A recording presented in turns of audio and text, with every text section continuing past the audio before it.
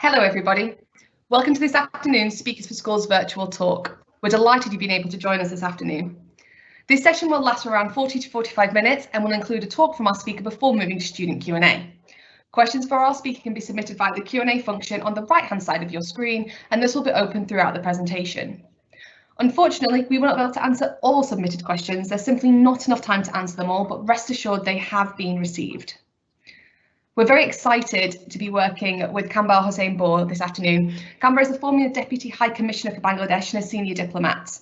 He's kindly agreed to join us today to reflect on his personal journey from a child refugee to British diplomat, and is hoping that you will have lots of questions about him and about his career.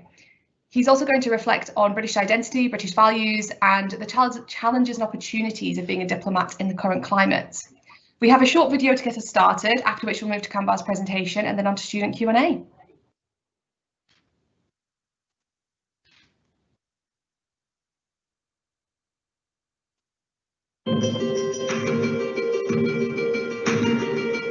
This is a picture of me just before coming to the UK. I'm on the Iran-Pakistan border.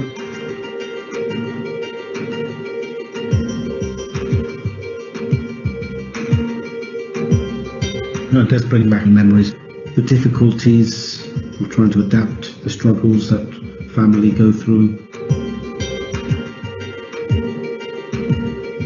I've been born in Iran, but on the other hand I belong to a Baloch minority, and on the other hand I was in the UK. So at an early stage I thought that I needed to fit in, because otherwise you're going to be bullied and be isolated, so I got involved in one or two school gangs.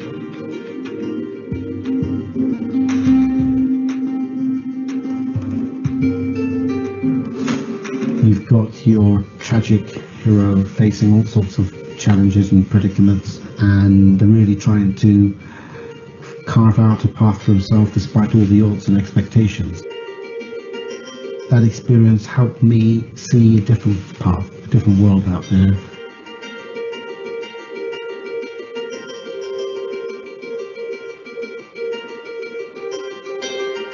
Very proud to say I'm British. I'm very proud to say that I'm Baloch as well. Very proud to say that I've got a Persian heritage. That's always going to be part of me, and the UK allows that to happen. The process of identity is a journey, and it's ongoing. My name is Kanbar Hossein Bor. I came to the UK as a child refugee from Iran, and now a British diplomat.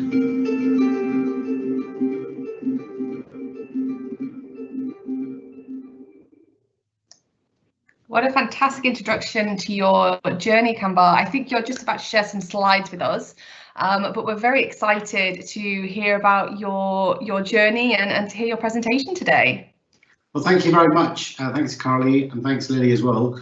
And also hello to all the students. I must admit, it's a little bit surreal for me, because I think you can see me, but I can't see you. So I'm in the lovely hands of Carly and Lily on screen.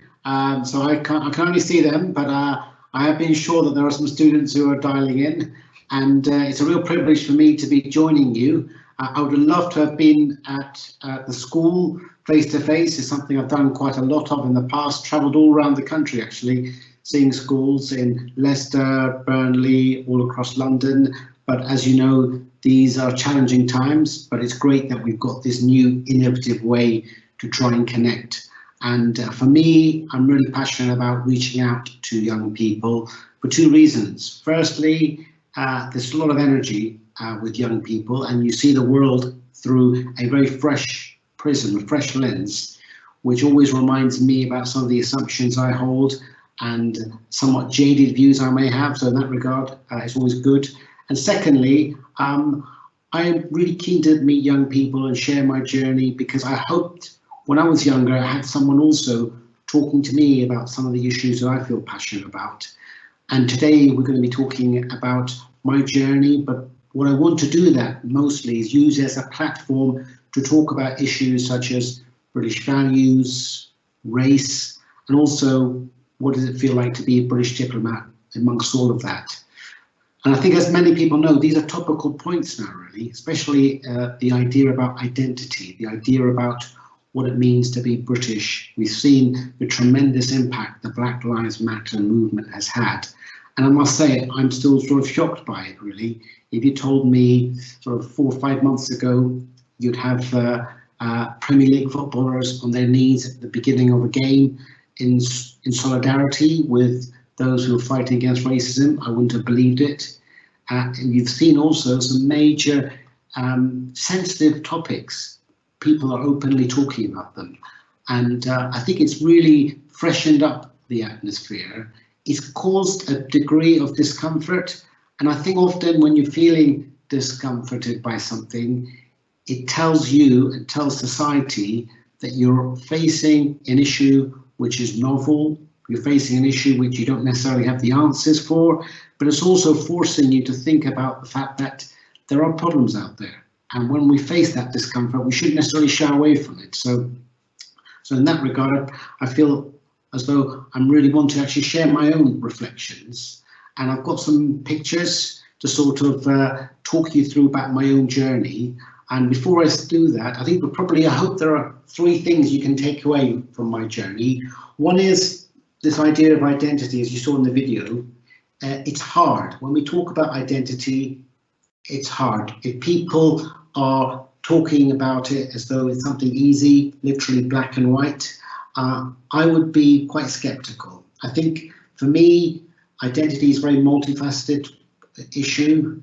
It requires us to look at people through very different perspectives, not just through race, but also through which part of the UK you were from, whether your parents went to university, or whether you may be gay or bisexual. So identity is really very complicated. And for me, my biggest takeaway from my journey being outside the UK into the UK is that it is a journey, identity. So and just be relaxed and at ease with the fact that it's complicated. I think the minute you start trying to distill it down to something which is, you know, for want of a better word, black and white, that's where troubles start, because often that means that we are pigeonholing people and we're superimposing our own assumptions. The second thing I really want to I hope you take away from this is a changing Britain. For me, I've seen Britain change in the last 4 months, which is quite extraordinary on some of the issues we're talking about. But if you take a step back, it's changed immeasurably over the last 10 years, over the last 50 years, over the last 100 years.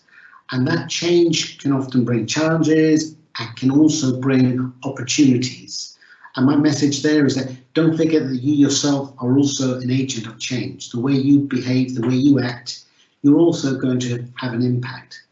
And the final point I really want to stress is that notwithstanding all the problems we hear about the UK and some of the issues we need to be better about, personally, I'm incredibly proud to be British. And I want to dwell on that a little bit, because whilst it's right for us to talk about how we can improve, we shouldn't lose sight of the fact that overwhelmingly we as a society have got more answers than not for some of the challenges that not only we face, but many other countries face. So I hope those are the big 3 things you take away from it. I'm looking forward to getting all the questions from you. But in the meantime, I'm going to hopefully successfully share my screen with you. And then you can see a little presentation or some pictures I've got, which might be a helpful prompt to talk to you about, you know, my own little sort of reflections. So let's see how things happen. So we're going to go to the slideshow now. I think it takes a while to load. It just takes a couple of seconds. There we go. Great. Okay, well, I'm just checking. Can you see that? We can indeed. That's live. Brilliant. So you may have seen this picture in the video, and this is a picture of me about literally 6 years old, just before I'm going to be making that journey from Iran to the UK.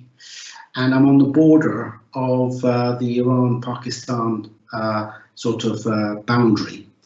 And I thought I'd start with this because that illustrates the almost transformational moment of my life, really. If you rewind a couple of months from that moment, I I was born in Iran. I belong to a minority in Iran, and my parents were involved in what we would describe as political events, really. They were passionate about some causes, in particular, the idea about being able to have more human rights, to be able to speak their own language, and also just be involved in more about democracy. And these are things we often take for granted. And unfortunately, because of that, they had to leave Iran, and I stayed in Iran with my grandparents. And my mum and dad, unfortunately, they split up like many other relationships. And what was interesting, my mum had an option. Because she was classified as a refugee by the United Nations, she could go to many countries. And they asked her, which country would you like to go to when she was processed? And she chose Britain. And I often ask her, why did you choose the UK? And for her, the UK was a land that evoked a country of rules, a country of law, and a country of fairness. I want to come back to that because that was the impression that she had got from her own studies, and that was the impression that she was left with and wanted to aspire to be part of. So she left Iran and went to spend time in the UK, and I was stuck in Iran, but thankfully I was able to be reunited with her. And then for me, and I still remember that very long journey over the desert between the two countries, traveling in a car. We were, on reflection, we were doing something illegal, traveling over the borders illegally, but it had to be done because of the circumstances. And when I think about it, I remember another world where, small little things, but these are important things. Back in Iran, I wasn't able to be called my name, Kanbar. Now, that wasn't seen to be, that wasn't categorized as a proper name in the way the government saw the things there. Back then, I didn't have all the opportunities of education I would have had in the UK by virtue of coming from the poorest part of the country. Back then, I remember everyone used to speak in a very hush-hush tone when it came to sensitive matters because they were afraid who was going to listen. And I never really understood why. And I spent ages after coming to the UK speaking in a hushed tone because I thought that was quite normal. So a lot of these things remain impressed upon me of a different world. But I'm glad to say, by virtue of the UK being able to give sanctuary to refugees like my mum and myself, I was able to start a new journey. So let's see if we go to the next picture. Now, you may wonder, what's this person got to do with my story?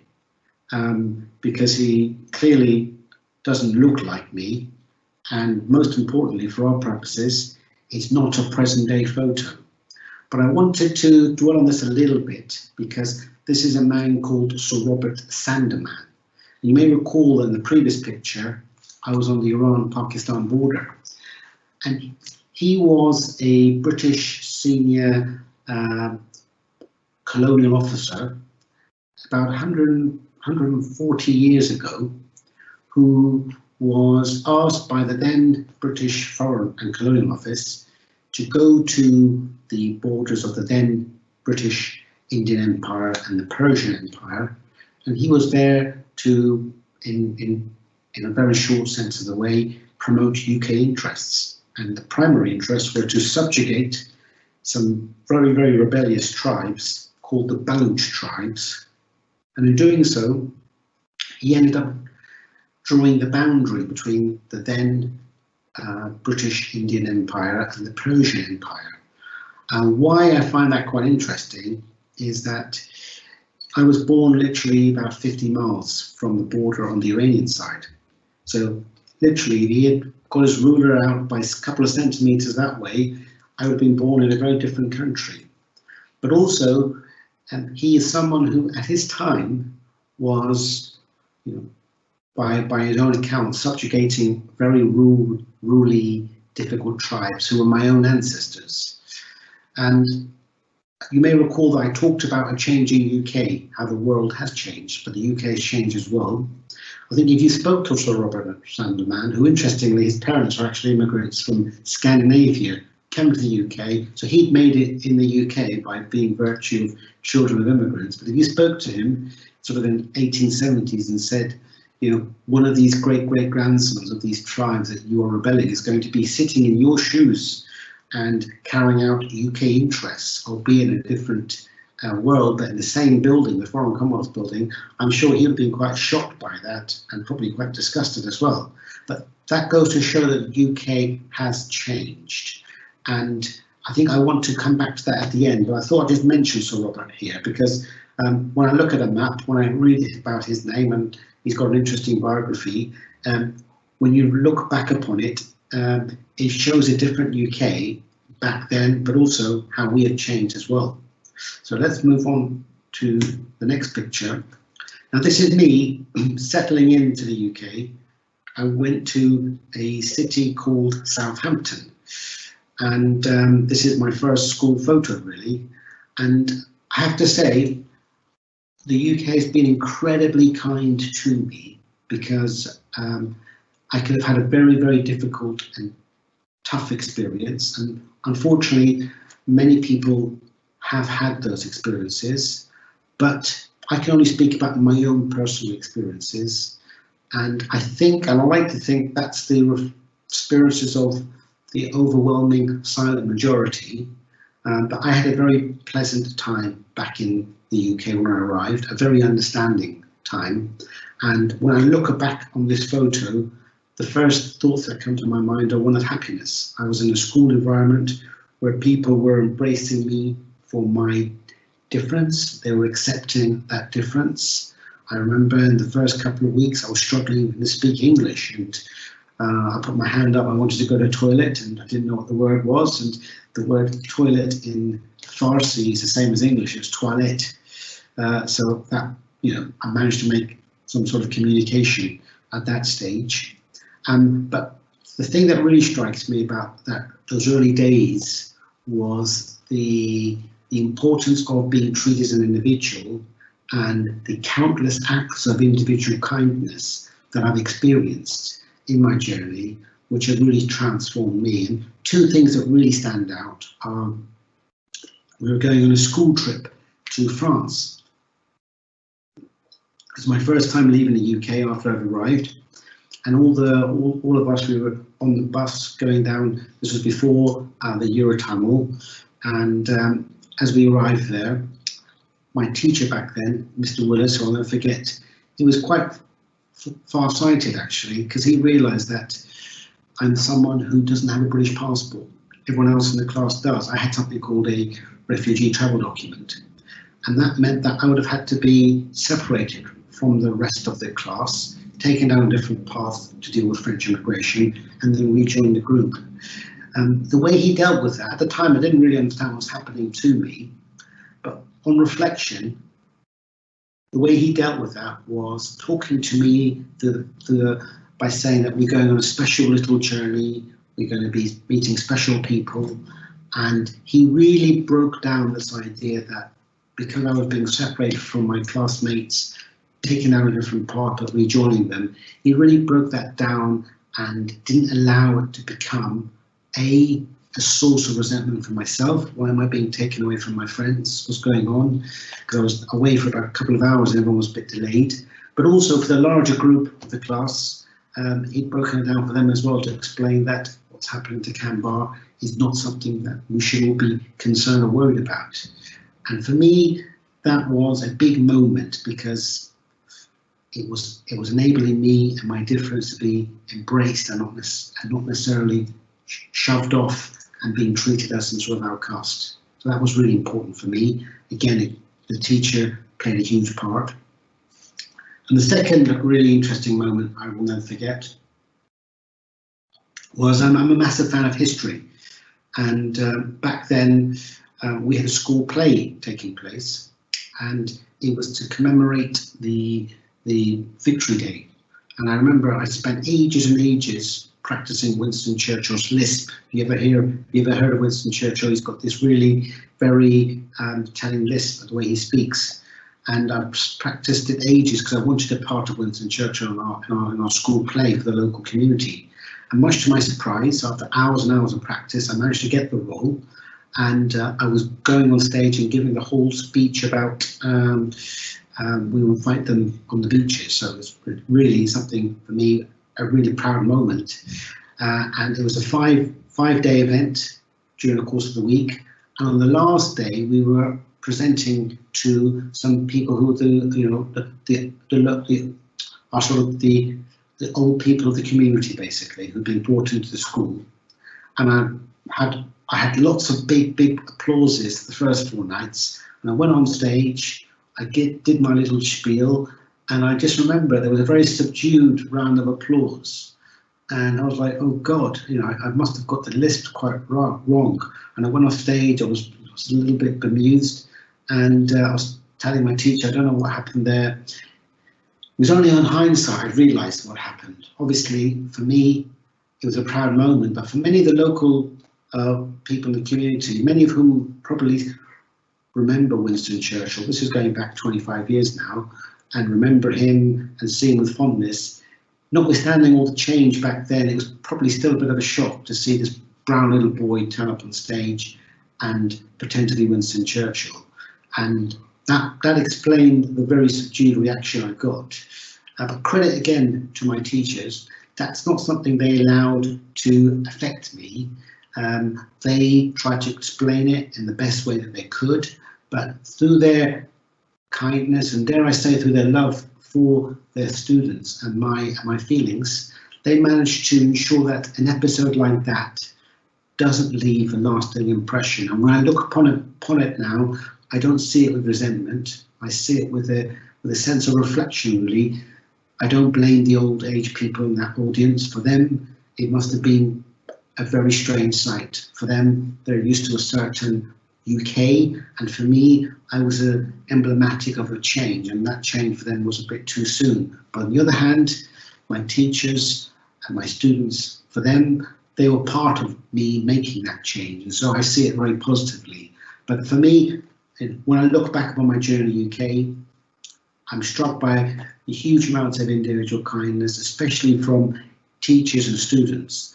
And I know all of you are teachers or students, and I just leave that thought with you, because through your day-to-day interactions, you can have a profound impact on all those around you, who when they grow up to become members of society, they can look back upon their times at school, your acts of kindness, as basically fuel or nourishment for their own sense of civic duty and responsibility.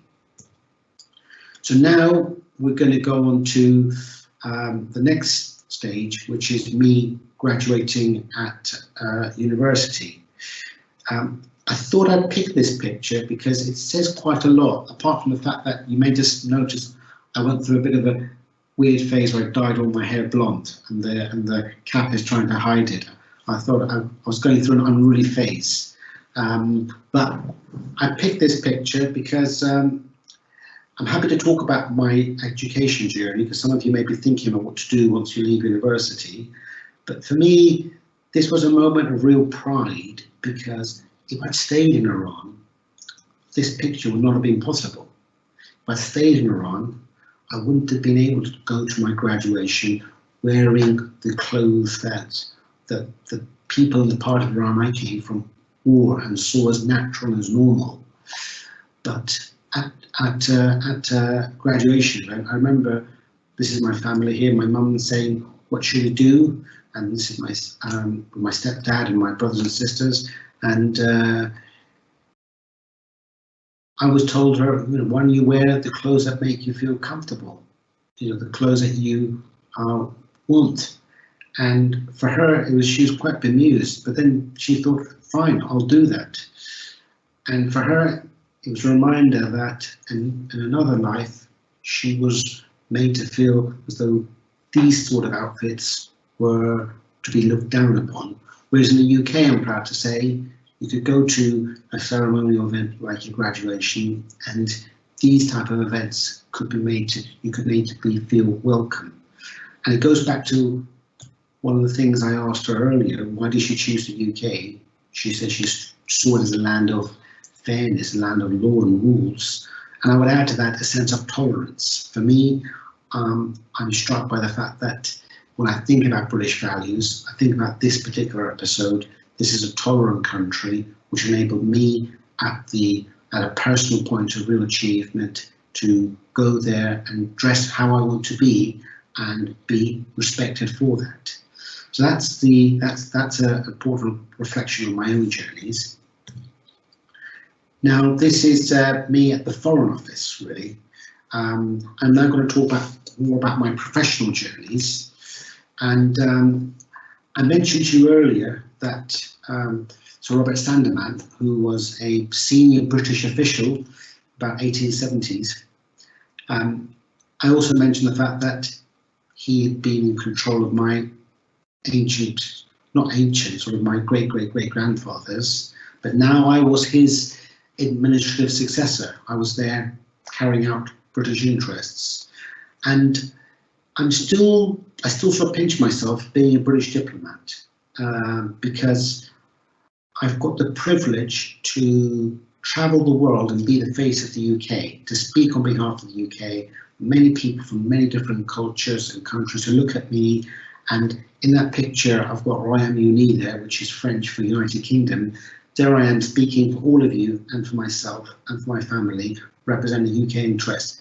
And it could so easily not happen, really, because when I first saw an advert in the newspaper that joined the Foreign Office, I was unsure, really, because I was thinking, will they really accept someone who was not born in the UK? How could someone who's not born in the UK represent the UK? I was trying to get my head around that, and I'm someone who is quite sort of thick-skinned, and I don't let many things get to me. But I was toing and froing, and even had my friends and my family even thinking, "Look, Kanbar, we admire your ambition, but this is probably a step too far, really, because when they think about a British diplomat, they're thinking of someone who's going to be white, blue-eyed, or blonde, because that's what the overwhelming view of the UK is." But to this day, I don't know what it was, a spark of curiosity. I remember seeing the advert. I just thought, why not? I will send in an application and see what happens. What's the worst that can happen? And what I think I want you to dwell on that, because you may have lots of career options yourself, and don't let doubt dispel you. Don't let doubt and don't let inhibition or lack of confidence inhibit your choices, because for me, I sent off that speculation and it transformed my life, and I was able to be selected to join the Foreign Office. And when you enter the Foreign Office building, and I hope one day I can have some of the folks' children there coming and doing school visits there that we have in the past. It's a very grand building, over 140 years old, and the thought does strike me every day that as I walk down the corridors, people like Sir Robert Sandersman 140 years ago, they were doing my job, but in a very different world, and they were doing it in a way which we today would view very negatively. And I'm not sure you have seen this, but there are some pictures in the Foreign Office which depict the certain British victories or certain names of colonial cities, and some people find that very uncomfortable reminder of what the UK was. And this is where I think I want to dwell a little bit on the really important discussion we're having now about race and Black Lives Matter movement. Because, as I said before, these things are difficult, they're uncomfortable. My own takeaway for that is that when I walk around the building and I see these signs of an old UK, for me, it's a reminder what the UK was. I don't want to forget that, because I think if you forget about the past, it's very difficult for you then to decide how you want to change your current society for the better. How do we end up where we are today? How can we make things better if we don't know about our past? So yes, it is difficult. Yes, it is uncomfortable. Other people have talked about statutes, for example. Other people have talked about the impact of racism today. And my biggest takeaway is that these things need to be talked about. They are difficult, But if we don't know about our past, how can we expect to change our future? And most importantly, if we don't know about our past, how can we expect to know what the problem of today is when you have got still gaps between different ethnic groups in terms of achievements or socio-economic situation? How can we try and explain that? So these discussions will continue, but for me, I think we can't forget about the past, and that means we shouldn't necessarily commemorate it in some ways, but that doesn't mean we should erase it either. So that's just my reflections on the very important issues of race today, and the more we talk about it, the better. But here I am, representing the UK, incredibly happy. I think I took that picture and sent it to my mum actually straight away, because she was some of the one who was still shocked that I've been accepted into the Foreign Office, and this is in Geneva, and you look around, you've got all the other people who have got pictures as well. This is a next moment which I thought I'd reflect on in terms of life as a British diplomat. This is one of the moments I'm particularly proud of, because I was asked to go to Liberia during the height of the Ebola crisis, and for me that was I was there as an acting ambassador, and there's a picture of the Queen there, and as many of you may know, the Queen is our head of state and she's my boss as a British diplomat, because when I'm serving overseas, I'm serving on behalf of her. And I often look upon my own role as a British diplomat as almost twofold. Not only am I there to carry out the roles and wills of the British government and what the ministers want and what the British people's interests are, I'm also there to challenge people's views of what the UK is. Because often when I'm in meetings, I turn up, people will be going and saying, where's the British diplomat? And I'll be like, it's me. And you can sense they're doing a bit of a double take. They're like, no, we're looking for the British diplomat. So no, I am the British diplomat. And so there I am doing my own part to educate them.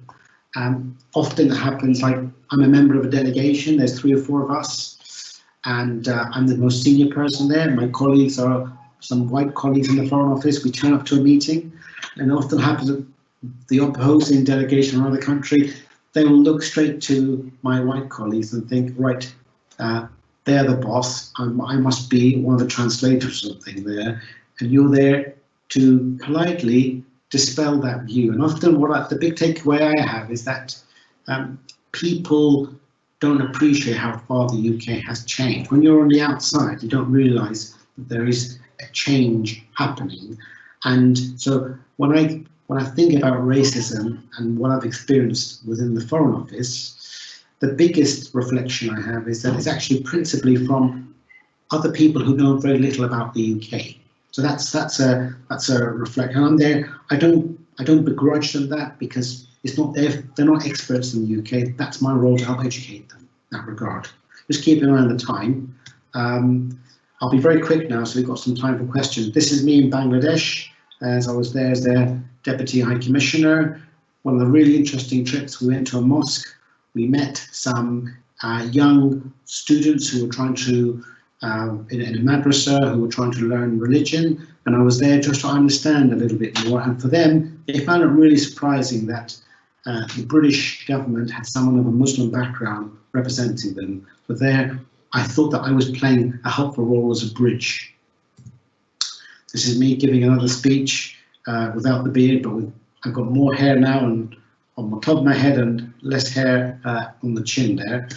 The final thought I just wanted to finish off with is that when I talked about journey and identity being ongoing, I'm really fascinated by history, and a couple of years ago I did a DNA test, and this is the impact of the DNA test. It tells you where your hotspot genetic matches are. So unsurprisingly, I've got a large splodge sort of in between Iran and India, including the Middle East, and you see some North African splodges there as well. There's also one in Spain, but if you look right to the top, there's a little match in the UK. And that really sort of made me reappraise what identity means. And on a personal note, I'm a massive Liverpool fan. I like to think that little splodge there justifies the fact that I can support Liverpool, because it's sort of almost on top of Liverpool.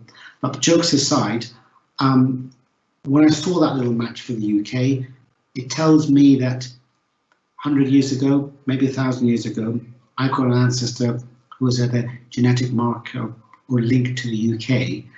And my biggest takeaway when I think about identity, my earlier point is that it is complicated, and you have to see yourself not through that prism of where you are today, but you yourself, you're a microcosm of thousands of journeys taken by your ancestors, trying to satisfy this primordial urge of migration. We as a people always move, always move. And you yourself, you are just a single little footprint or an imprint of that longer journey.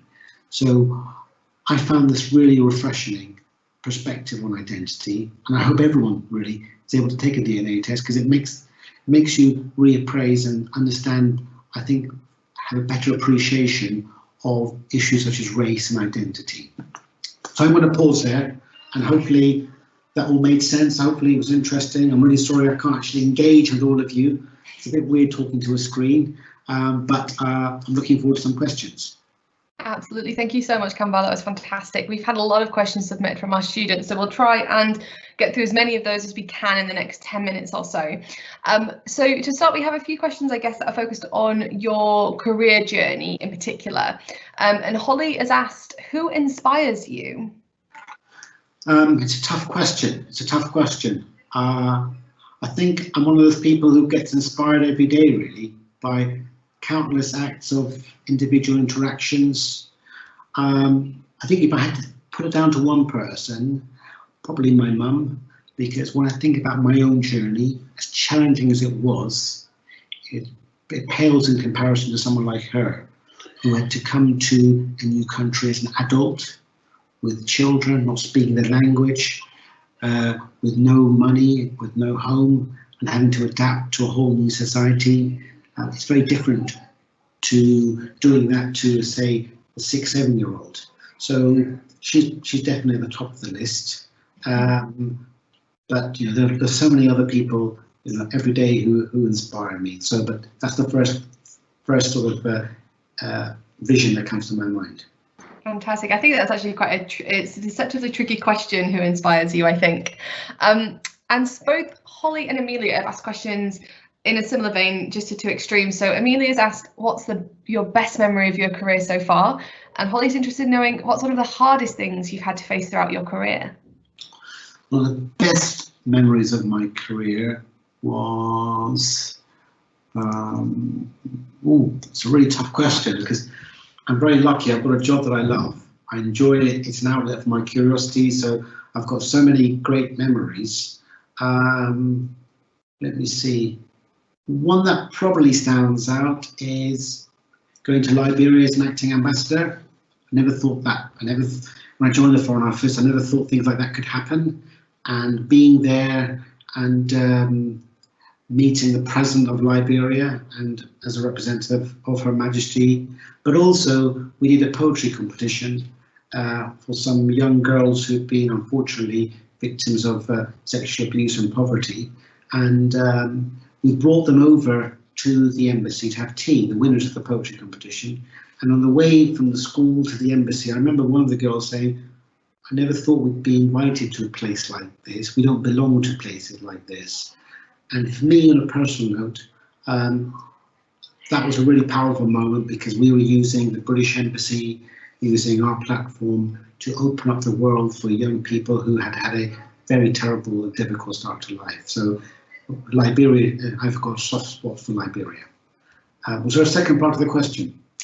It was, what was the kind of most difficult thing or the hardest thing about your career, and the the most hardest part was negotiating I won't name the country, but I had to negotiate a very difficult resolution of the United Nations with a country whose diplomats are very good, very, very on top of their ball and very aggressive. And it required every ounce of me being super polite but super sharp, because if we got the language wrong, it could have had a profound impact. So that was very, very difficult. Fantastic, thank you. One of our students here has asked, what do you think is most important when respecting someone's identity? I think there are probably two things. One is really listen. I think too often it's really easy for us to meet someone and make some assumptions. I remember I went to a school in Leicester a couple of years ago. It was an Islamic school and it was segregated. I didn't really like that. I was like, this is a bit weird for me. Why is it segregated? And I went to the class full of girls who were wearing hijab, and one of the reasons my mum left Iran was that she didn't want to wear the hijab. So for me, I was have a sort of a conflicted feeling about the hijab. And one of the first questions one of the girls asked me was, what's your advice to us to overcome the system of patriarchy? And I was like blown away. I was like, wow, I was not expecting that. And it was a reminder for me about some of the preconceived assumptions I'd had. So I think when it comes to identity, listen. And the second thing is try, as I said before, try not to judge. It's very easy for us to judge, but we can't be in someone else's shoes. And you know, people should be entitled to have a fluid sense of identity. You can have multiple identities at the same time. That doesn't mean that you're less of a patriot. It doesn't mean that you don't love the country as much.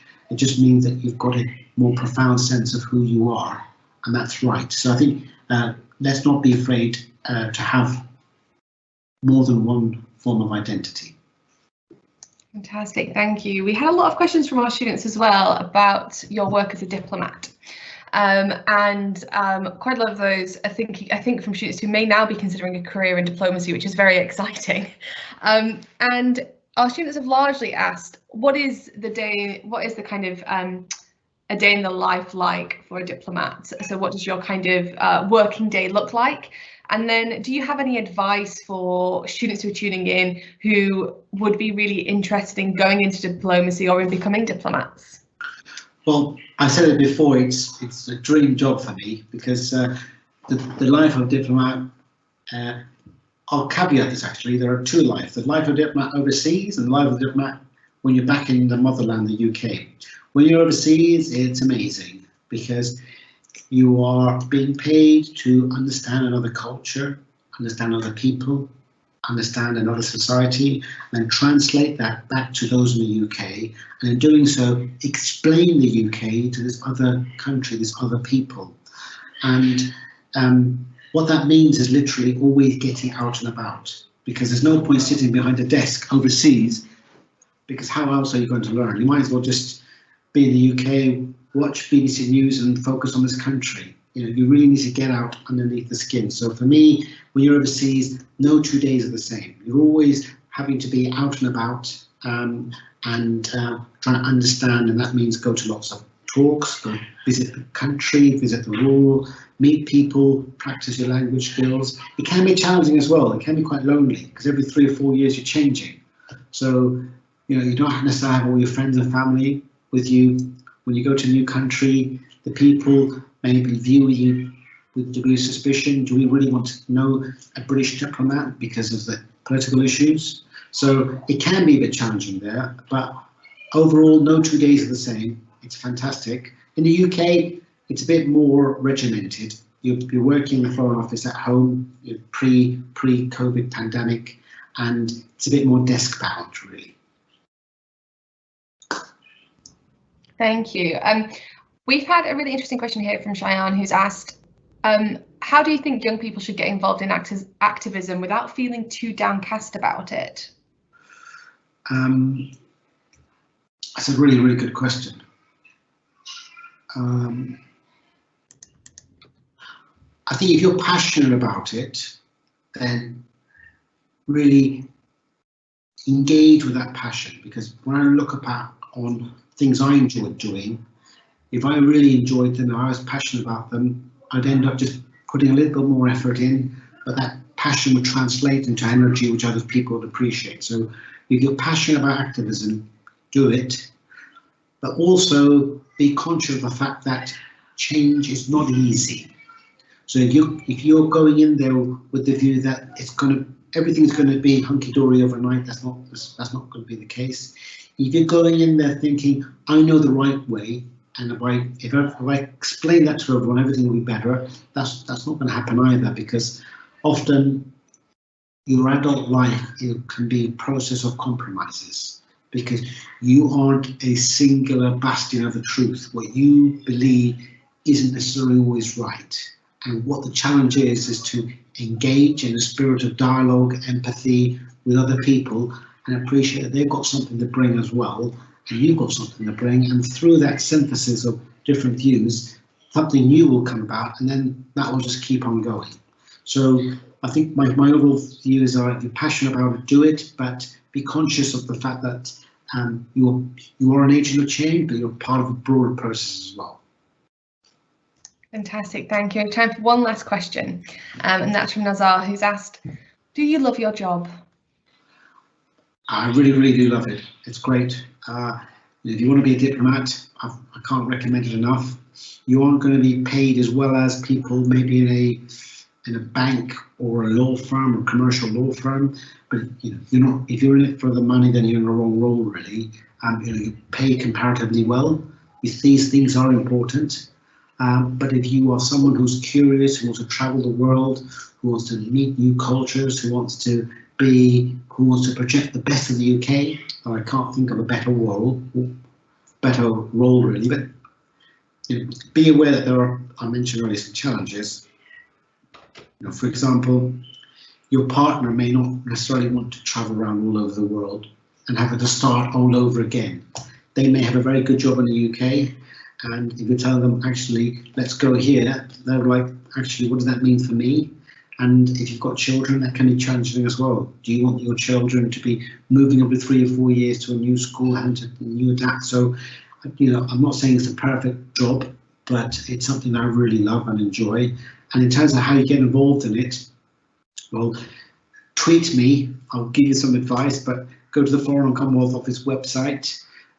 For careers, and in very, very broad terms, you can join through the fast stream, which is an option through the government civil service, or you can join the Foreign Office through a specialist card. I joined as a lawyer, people join as an economist, or sometimes you can even join from other government departments inside. So there are different ways to get in. Fantastic, that's wonderful. And unfortunately, that is all we have time for this afternoon. A huge thank you for being with us this afternoon, Kanbar. We had one heck of a lot of student questions submitted, which is absolutely fantastic. And we will curate those and send those to you afterwards as well. So you can see some of the questions that we didn't get the chance to get to, but at the forefront of our students' minds. So thank you so much for making the time to be with us today. It's an absolute pleasure. And for all those whose questions I didn't get a chance to answer, please tweet Speakers for Schools or tweet me, Kanbar HB. I'll try and respond, and I hope that one day, post-COVID sort of pandemic, I can actually go to school and see people face to face. But in the meantime, this is a wonderful medium, and I wish you all the best in terms of the next steps, overcoming lockdown and getting back involved in school and class. I know it must be very challenging, but stay in there. There is light at the end of the tunnel. Fantastic, thank you so much. Students, we have just shared a feedback form in the Q&A thread.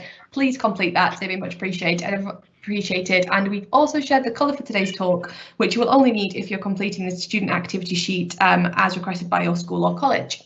Thank you so much, everybody. Have a good afternoon. Thank you.